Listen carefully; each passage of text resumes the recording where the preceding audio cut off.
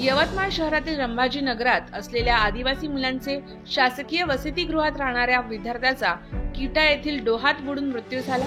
ही घटना उघडकीस येताच खळबळ उडाली। विद्यार्थ्याच्या वडिलांनी घातपाताचा संशय व्यक्त करीत आदिवासी विभागाच्या दुर्लक्षित धोरणावर ताशेरे ओढले। कार्तिक पुंडलिक मेश्राम वय 17 असे मृत विद्यार्थ्याचे नाव आहे। तो इयत्ता 12वी विज्ञान शाखेत अमोलकचंद विद्यालयात शिक्षण घेत होता। इयत्ता 11वीत प्रवेश घेतल्यापासून आदिवासी मुलांचे शासकीय वसतिगृहात निवासी राहत होता। कार्तिक वसतिगृहातील मुलांसह बाहेरच्या विद्यार्थ्यांसह बाहेर गेला होता। दरम्यान त्याचा किटा येथील डोहात मृतदेह आढळून आला। मुलाचा मृत्यू संशयास्पद असून या घटनेस जबाबदार असलेल्या सोबतच्या व्यक्तींची चौकशी करून दोषींवर योग्य कारवाई करण्याची मागणी पुंडलिक बाजीराव मेश्राम वय 46 यांनी यवतमाळ ग्रामीण पोलीस ठाण्यात दिलेल्या तक्रारीतून केली आहे।